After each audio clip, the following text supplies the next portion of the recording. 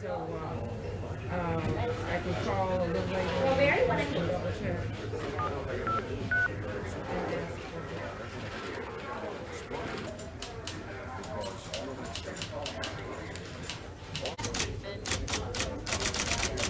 Well, it's embarrassing playing the first 6 years with the Red Sox. You know, you went into a city and you played 4 games and the other team didn't win 3 out of the 4, you know, they'd be ticked off because we might have won 2 games. And, you know, we lose 100 games a year or close to it. And it was embarrassing, you know. I hated to put the Red Sox uniform on. Here you're representing Boston, New England, and people are laughing at you. Well, 6 years were tough, they really were.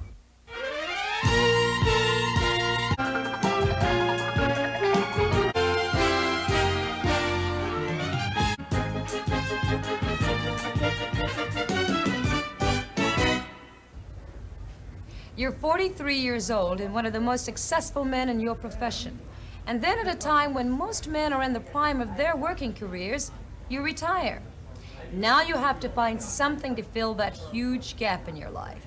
Well, that's the current situation facing Carl Yastrzemski in this, the spring of his last season as a baseball player. Carl Yastrzemski, Carl Yastrzemski, Carl Yastrzemski, the man they call Yas, we love him. Carl Yastrzemski, Carl Yastrzemski, Carl Yastrzemski, what power he has. Those rival pitchers on the mound all shake. They dread each windup that they have to take. When number 8 is standing at the plate and then he swings, whoa, there it goes again. Whoa, there it goes again. Whoa, there it goes again. Long drive, right field, way back, near the wall, and there it is! Home run number 400, Carl Yastrzemski. Now, listen and watch.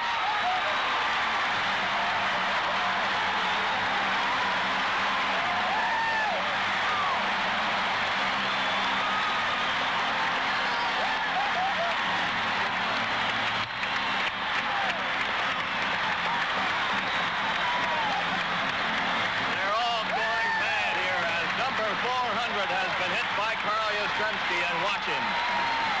Up everywhere at Fenway Park. They're going to call for him again. They want a curtain call for Carl Yastrzemski. So, and there he is. There's the moment. There goes a ground ball. Base hit! Number 3,000. Yastrzemski's got it. And all hell breaks loose at Fenway Park.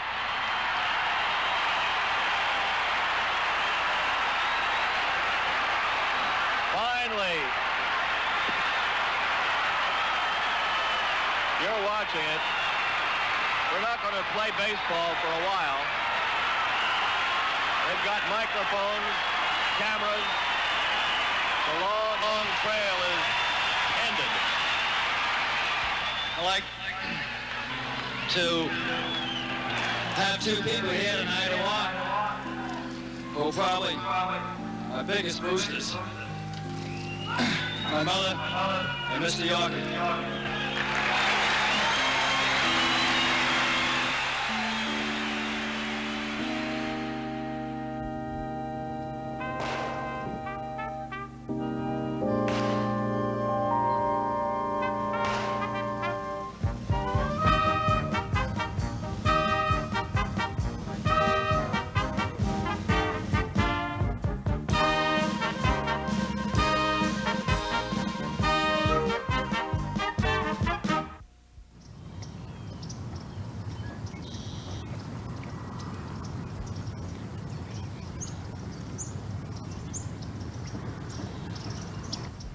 Oh, this is pretty. All the Spanish moss on the trees.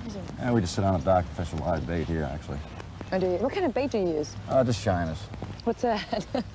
It's a bait that swims around. You need to catch largemouth bass or Oh my God, this is little not. stripers. Will this hold me? Yeah.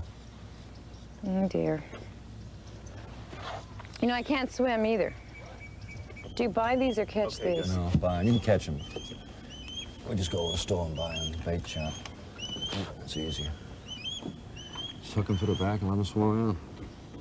you had decided that you were going to have this as your last year. Is this going to be it? I've made that decision at the end of last year that this would be my last year. There's no possible way that if I can't help the ball club, I'm going to sit around on the bench, you know. That's not me playing every day, working as hard as I have for 23 years and doing the job. It would just tear me up inside. I would never hang on. What are you going to do, Carl, after you quit the game? I have a long-term contract with Cons and Hillshire. I'll work with them. I'll work with the Red Sox in some capacity.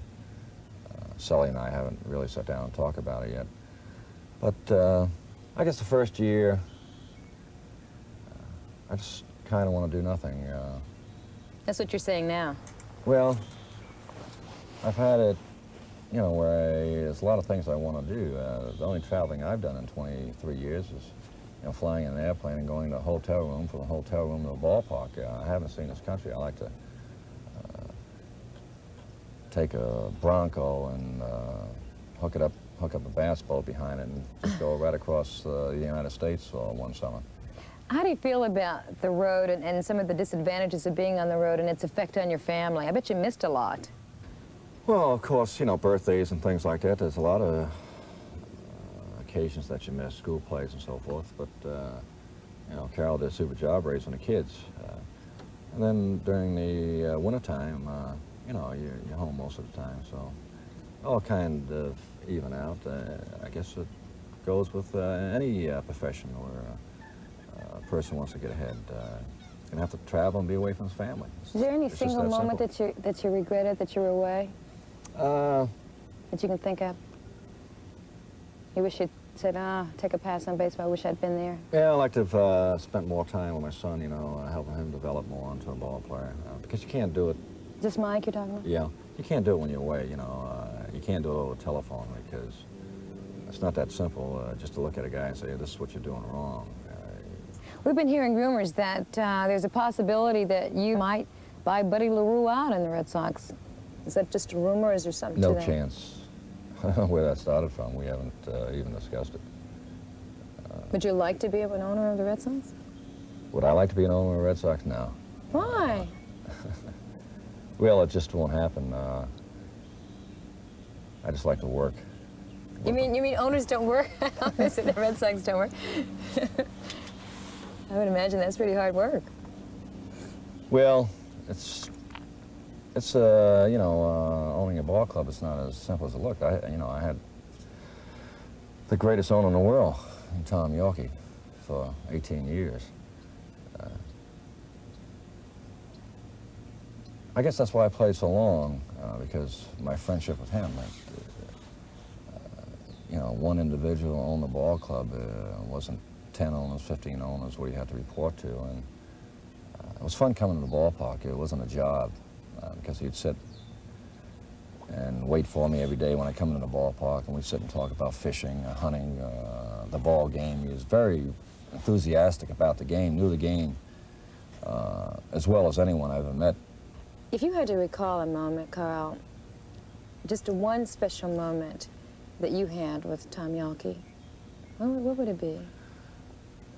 Well, I'd have to say when my mother came down with cancer, and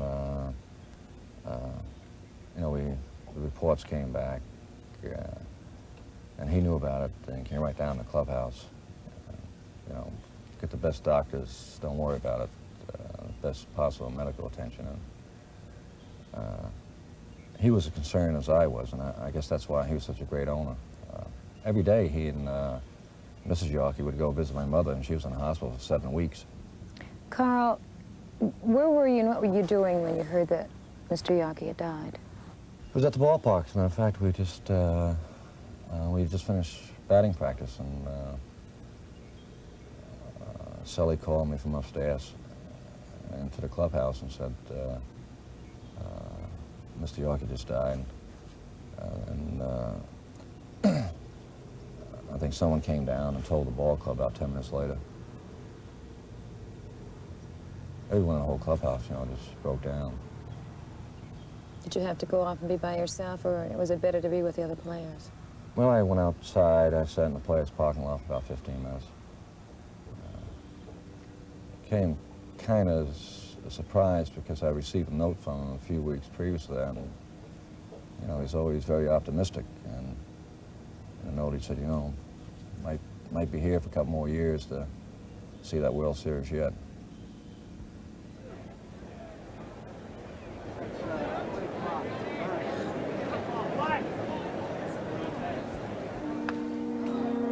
Lakeland, Florida, the Detroit Tigers, and most probably the beginning of Carl Yastrzemski's last exhibition series as a player for the Boston Red Sox. Looking out for the Red Sox in the fourth, the designated hitter, number 8, Carl Yastrzemski.